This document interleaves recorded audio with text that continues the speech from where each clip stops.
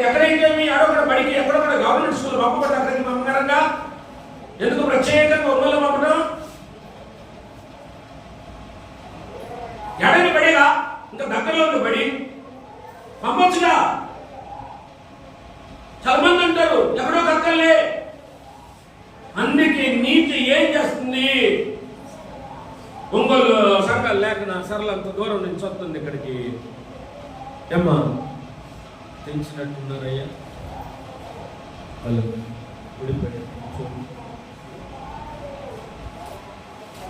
కనుక దేవుని బిడ్డలారా, అంత దూరం నుంచి ఎందుకు రావటం? ఒంగోలు ఎన్నో సంఘాలు ఉన్నాయి. వాక్యం అండి, వాక్యము సద్వాక్యం అన్నాడు. మంచి వాక్యము, మంచి వాక్యమందు మిమ్మల్ని స్థిరపరుచుంది నీతి. ఈ నీతి ఏం చేస్తుందంటే మంచి వాక్యమందు స్థిరపరుచుద్ది ప్రియా దేవుని బిడ్డలారా.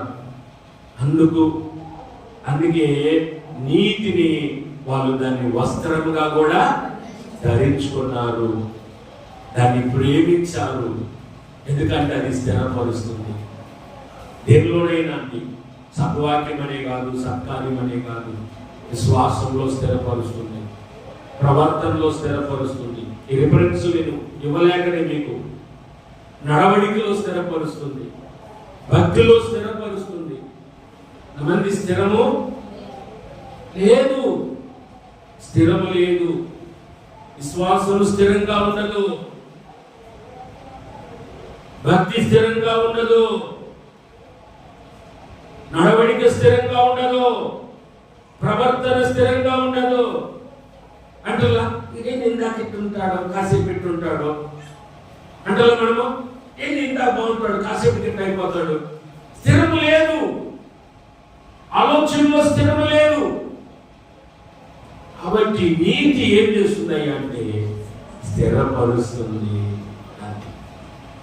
కాబట్టి ఈ నీతి అనేది మనల్ని ఏం చేస్తుందంటే స్థిరపరుస్తుంది. రెండవది ఇంకోటి ఏం చేస్తుంది తెలుసా? కీర్తనలు ఏమండి 17వ అధ్యాయం 17వ వచనం చూడండి. అదిగో చూసుకోండి, కీర్తనలు 17వ అధ్యాయం 17వ అధ్యాయము 17వ వచనము చూడండి. నేనైతే నీతి గలవాడనై ఓ నీ ముఖ దర్శనము చేసెదను.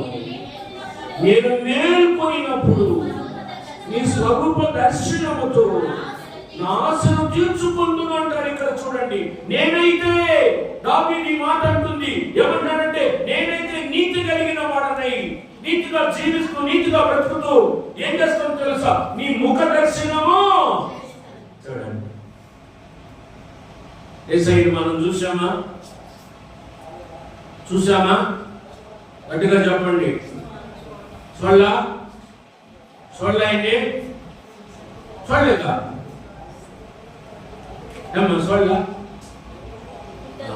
ఫోటోలో చూసావా? ఇది కూడా ఒక ఆన్సరేలే. యేసయ్యను చూసారా? ఏమంటారా? యేసయ్యను చూసారా? అంకుల్ యేసయ్యను చూడలేదుగా నేను చూసావు అంకుల్ అంటూ. యేసయ్యను చూడలే మనం ముఖాముఖిగా, కానీ ఈ నీతి నిన్ను ఆయన్ని చూసేటట్టు చేస్తుంది. దేవునికి స్తోత్రం, హల్లెలూయా. ఈ నీతి నిన్నేం చేస్తుందో తెలుసా? నీకు మేలు చేస్తుంది. అందుకే దాన్ని ఫాలో అవ్వు. మేలు చేసేదాన్ని ఫాలో అవుతాడండి, కీడు చేసేదాన్ని ఫాలో అవుతట్లా. మేలు చేసేదాన్ని ఫాలో అవ్వాలి మనం. ఇది నీకు మేలు చేస్తుంది. ఏం చేస్తుంది? ఆయన ముఖ దర్శనము. అది నువ్వు పాట పాడినంత మాత్రం కాదు.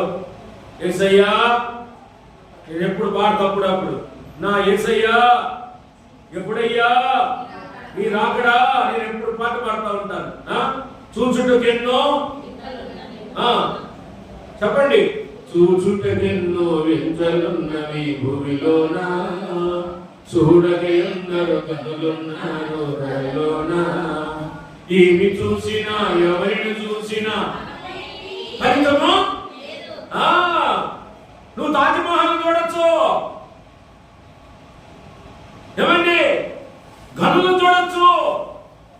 అంబేద్కర్ను చూశాను నేను, అబ్రహాం లింకన్ చూశాను నేను, గాంధీ తాతను చూశాను నేను. గనులను చూడొచ్చు, కానీ ఎవరిని చూసినా ఫలితము ఎవరిని చూడాలా? గట్టిగా చెప్పండి. చూడాలని రాసుందా? ఉందా? ఉందా? ఉందంటే నువ్వు నీతిగా ఉండాలి. నీతిగా ఉంటే ఆయన మనం ఖచ్చితంగా చూస్తాం. నీతిగా ఉంటే సైన్ చూస్తాం. ఆయన ముఖ దర్శనం ఎట్లుంటాడో ప్రకటనలో రాశాడు యోహాను భక్తుడు, ఇట్లుంటాడని. ఊరికట్ట ఆయన రాస్తే మనం చదవటమే. రేపు ఆయన మనము చూడాలి. చూడాలంటే మనలో నీతి ఉండాలి. నీతిని మనం ప్రేమించాలి, నీతిని వెంటాడాలి, నీతిని ధరించాలి, దాన్ని గట్టిగా పట్టుకోవాలి, పోగొట్టుకోకూడదు. డబ్బు పోతుందనుకో, చేతిలో నుంచి డబ్బు జారిపోతుందనుకో. కొన్నేళ్ళు గారు మన లోకంలో లేడు, కొన్నేళ్ళు గారు సర్లే పోనీలే. మా నీ చేతుల నుంచి డబ్బు చేజారిపోతుందనుకో, నీ చేతుల నుంచి డబ్బు సంచి దొంగ ఎత్తుకెళ్తున్నాడు అనుకో, ఎత్తుకెళ్ళరా ఇంకో సంచిస్తానంటావా? ఏమవుతావు? బాధపడతావు. అయ్యో నా చేతుల్లో నుంచి వాడు సంచి ఎత్తుకొని పోయాడు, డబ్బులు ఎత్తుకొని పోయాడే, చేజారిపోయింది అని బాధపడతావు. Yes or no? ఇంతే కదా. మరి అట్లానే నీతి చేజారకూడదు, నీతి చేజారకూడదు. నీతి నిలబెట్టుకోవాలా, అది పోకూడదు. ఎప్పుడు చనిపోతామో కదా, ఎప్పుడు చనిపోతామో, ఏ రోజు చనిపోతామో తెలియదు. ఏమండి, ఇంతలో కనబడి అంతలో అని మనందరూ తెలుసు. వాక్యం కూడా బాగా తెలుసు. గొప్ప చెప్తారు కూడా. చెప్పమంటే చేతులు కట్టుకొని చిన్న పిల్లలు నిలబడి చెప్పినట్టు చెప్తారు కదా. తెలుసు కానీ జాగ్రత్త పడుతున్నామా? చేజారకూడదు. ఆయన ముఖ దర్శనము, ఆయన చూసే భాగ్యము, ఆయన చూసే భాగ్యం. అందుకే ఆనాటి భక్తులు కష్టాలు వచ్చినా, బాధలు వచ్చినా, ఇబ్బందులు వచ్చినా, ఇరుకులు వచ్చినా, తిండికి లేకపోయినా, పండుకోవడానికి చిన్న ఏమండి గది కూడా లేకపోయినా, నేను ఒక ఆయన గురించి చదువుతున్నాను, బైబిల్ వ్యాఖ్యానం అండి, ఆయన గురించి చదువుతున్నాను. ఆయన పేరు విలియం మ్యాక్డొనాల్డ్. ఆయన గురించి నేను చదువుతుంటే ప్రియులారా 90 ఏళ్ళు బతికాడు. ఏమండి, బతికిన 90 ఏళ్ళు కూడా మహానుభావుడు దాదాపు 80 పుస్తకాలు రాశాడు. 80 పుస్తకాలు రాశాడు. అలాంటి పుస్తకాలు, వ్యాఖ్యానం అనే పుస్తకాలు, అన్ని పుస్తకాలు రాశాడు. చాలా దేశాలు తిరిగాడు. కానీ ఆయనకున్న చిన్న ఇల్లు, చిన్న గది, చిన్న గది, తన జీవితం అంతా చిన్న గదిలోనే గడిపాడు. కష్టాలు, కన్నీళ్లు, బాధలు, లేమితాలు, పండుకోవడానికి కూడా సరైనటువంటి స్థితి లేదు. అయినా వాటి వైపు వాళ్ళు చూడలేదు, నీతి వైపు చూశారు. వాటిని దృష్టిలో పెట్టలేదు, వాటిని మనసులో పెట్టుకోలేదు. నాకు అది లేదే, ఇది లేదే అని వాటిని మనసులో పెట్టుకోలేదు. నాకు సరైన గృహము లేదే, నాకు సరైన ఇల్లు లేదే, నాకు సరైన రూమ్ లేదే, నాకు సరైన ఫ్యాన్ లేదే. లోక సంబంధమైన ఏమి ఆలోచించలేదు. ఉన్న దాంట్లోని తృప్తి చెందారు. వాళ్ళు ఉన్న దాంట్లోని తృప్తి పడ్డారు. కానీ నీతి కోసం మాత్రం పాకులాడారు. నీతిగా బ్రతకడానికి అహర్నిశలు కష్టపడ్డారు. ఎక్కడ ఈ నీతి చేజారిపోయిందోనని, ఎక్కడ ఈ నీతి జారిపోయిందోనని వాళ్ళు ఎంతో భయంతో బతికారు. అందుకే నీతి ఆయన ముఖ దర్శనము చేసేటట్టు చేసింది. అందుకే ప్రియులారా, నీతిని గురించి ఎన్ని ఆశీర్వాదాలు చాలా ఉన్నాయండి. ఇంకోటి చెప్తాను చూడండి, ఇంకోటి చెప్తాను. ఇంకొకటి సామెతల గ్రంథం 14వ అధ్యాయము 34వ వచనం చూడండి. ఇంకొక మాట కూడా చెప్తా. నీటి వల్ల ఎన్ని మేలు ఉన్నాయో, నీటి వల్ల జరిగే మేలు చదువునా. సామెతలు 14:34 నీతి నీతి జనముల ఘనత తెచ్చుటకు కారణము పాపము ప్రజలకు అని ఉండండి. చూడండి వాక్యం చదవమ్మ సుప్రియ. అది మాట తప్పు చదువుతున్నాడు. నీతి అని ఆపాలి. నీతి జనములు ఘనత తెచ్చుటకు, జనాలకి ఘనత తెచ్చుటకు కారణం ఉంది. ఏది కారణమయ్యేది? నీతి. ఏం చేస్తాడు నీతి? పాపం సంగతి మనకు వద్దు, దాని సంగతి మనకి ఎందుకు, దాని ప్రస్తావన మనకు వద్దు. పాపం సంగతి ఇప్పుడు మన టాపిక్ ఏంటి? నీతి మన టాపిక్. ఆ పాపం జోలికి కూడా మనం వెళ్ళే వాళ్ళం కాదు. ఏంటమ్మా అవి లేదు. నీతి ఏం చేస్తుందంటే ఘనత తెచ్చిపెట్టింది నీకు. ఘనత చూడండి, నీకు ఘనత తెచ్చిపెట్టింది. Titles will be honoured. గౌరవాన్ని తెచ్చిపెట్టింది. ఘనత తెస్తుంది నీతి. ఎంత ఘనత పొందుతామో లోకంలో, ఎంత ఘనత పొందుతామో, మామూలు ఘనత కాదు. ఎంత ఘనత రాయుడికి. లోకం ఇచ్చే ఘనత వేరు, దేవుడిచ్చే ఘనత వేరు. నేను ఒకసారి చెప్పాను మీకు, ఏమండి ఒకసారి చెప్పాను, మీకు గుర్తుందో లేదు. ఒక సినిమా యాక్టర్, ఒక పాస్టర్ షిప్ లో వస్తున్నారు. ఇద్దరు వస్తున్నారు, ఇద్దరు దిగారు షిప్ లో నుంచి. సినిమా యాక్టర్ రాగానే ఓ జనమంతా పైనపడి దండలేస్తా ఏమండి ఎంతో గౌరవిస్తున్నారంట. ఈయన ఎంతో గొప్ప సేవ చేసి అహర్నిశలో కష్టపడి సేవ చేసి వస్తున్నానికి ఈయనకి ఒక ఘనత కూడా లేదని, ఒకరు కూడా సత్కరించిన వారు లేరని బాధపడుతున్నాడంట. అప్పుడు దేవుడి స్వరం ఆయనతో మాట్లాడుతుంది. దేవుడి స్వరం ఆయన కనపడుతుంది.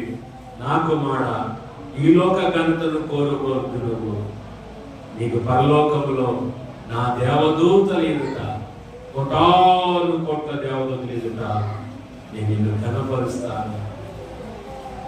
కాబట్టి దేవుడు బిడ్డలారా, నీతి మనకేం తెచ్చింది? ఘనత తెచ్చిందండి, గౌరవాన్ని తెచ్చింది. అగౌరవాన్ని కాదు. యేసేపు తీసుకోండి, అవమానాలు పడలేదా? నిందలు పడలేదా? ఒక ఆమె నింద అయ్యేది ఆయన మీద. మరి సరసంలో పడలేదా? జైలు పాలవలేదా?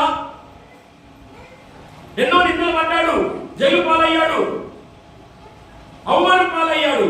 కానీ అవమానానికి యెషయా గ్రంథం అంటాడు, అవమానానికి రెట్టింపు ఘనత నీకు నేను ఇస్తానన్నాడు. కాబట్టి నీతి ఏ నాటికైనా నీకు ఘనతనే ఇస్తుంది. ఘనత ఇస్తుంది. ఘనత కదా, నీతి ఎప్పుడు నీకు ఘనతనే ఇస్తుంది. ఘనత తెచ్చిపెట్టిందండి. ఎంత ఘనత పొందాడు యేసేపు చివరికి. ఎందుకంటే ఆ నీతిని చేజార్చుకోలేదు ఆయన, ఆ నీతిని పోగొట్టుకోలేదు ఆయన. దాన్ని గట్టిగా పట్టుకున్నాడు. కాబట్టి నీతి ఘనత ఇంకా ఎన్నండి చెప్పదలుచుకుంటే ఎన్నో ఉన్నాయి. ఆ దేవుని బిడ్డలారా, ఎన్నో ఉన్నాయండి. నీతిని గురించి చెప్పాలంటే ఎన్నో ఉన్నాయి. ఏమంటే ఎవరి అంటాడు, నువ్వు నీతిని ప్రేమించి దుర్నీతిని ద్వేషించినప్పుడు నీ తోటి వారి కంటే నిన్ను హెచ్చిస్తాను, ఆనంద తైలముతో అభిషేకిస్తానంటాడు. ఇలాంటి బైబిల్ ఇన్ని ఉన్నాయి. నీతిని గురించి చెప్పాలని హెచ్చిస్తాడు కూడా, హెచ్చిస్తాడు, తగ్గించడు. దేవుడు హెచ్చించే దేవుడు. నేను ఎప్పుడు తగ్గించాలని కదా. నీతి అయితే ఎన్నో చేస్తుంది, అందుకే దాన్ని వెంటాడమంటాడు ఆయన. ఇంకోటి ఏం చెప్పాడు? రెండవది, ఇది చెప్పి నేను ముగిస్తాను. రెండవది, విశ్వాసమును ఏం చేయమన్నాడు? వెంటాడాలన్నాడు. ఇది కూడా ఎందుకు చెప్పాడు పౌలు? విశ్వాసం కూడా చాలా ముఖ్యమైనది. విశ్వాసం కూడా చాలా ముఖ్యమైనది. వాక్యం ఇచ్చారు, ఇచ్చిన వాక్యం అంటే ఏముంచాలా? విశ్వాసం లేకపోతే నష్టపోతాం. విశ్వాసం అంటే మేలు పొందుతాం. నోవాహు దినాల్లో ఆ మాట చూడండి, ఒకసారి చదివిస్తా. ఆదికాండంలోకి రండి, చదివిస్తాను రండి. ఆదికాండంలో 6వ అధ్యాయం ఒకసారి చూడండి. ఆదికాండంలోకి రండి.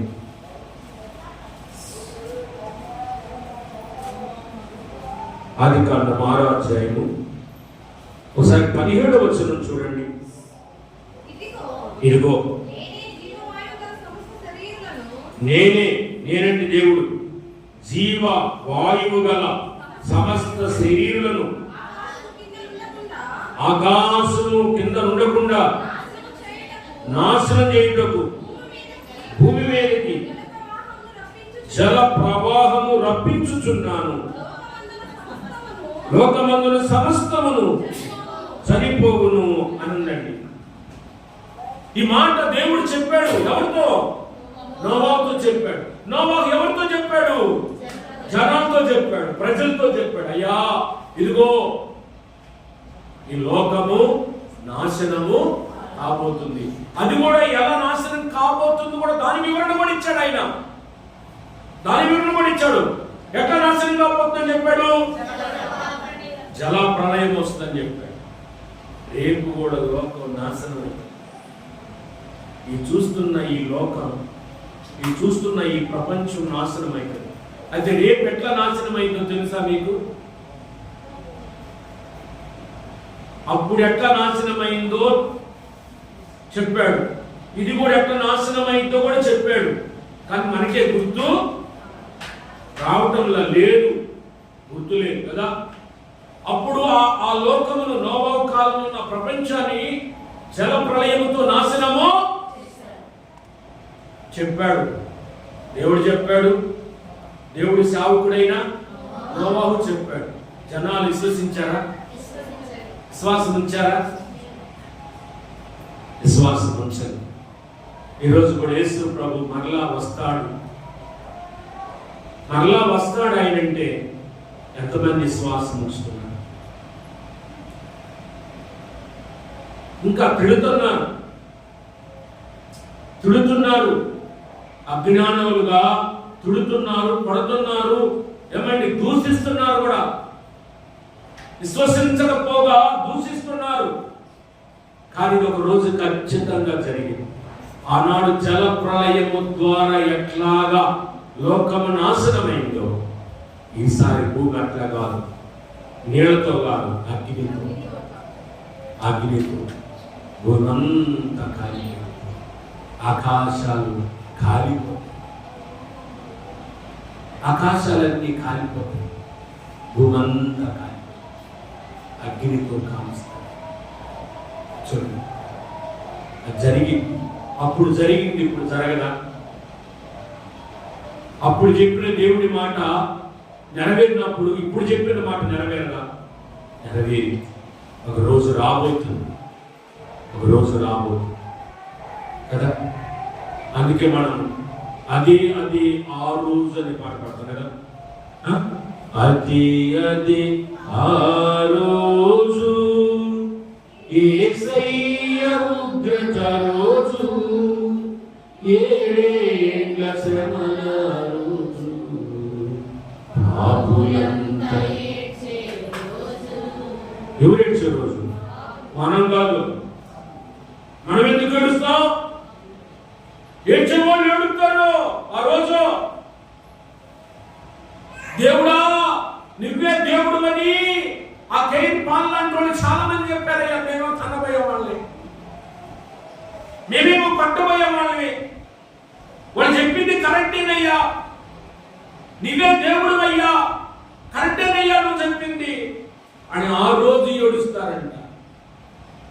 నీతిమంతులు ఏడవరు, నీతిమంతులు యేసయ్యను చూస్తారు. కాబట్టి విశ్వాసం కూడా గొప్పదే, విశ్వాసం కూడా గొప్పదే, నమ్మటం గొప్పది, విశ్వసించడం గొప్పది. జలప్రళయము వస్తుందని చెప్పినప్పుడు నోవాహు మాటలు ఎవరు నమ్మలేదు, విశ్వసించలేదు ఎవరు.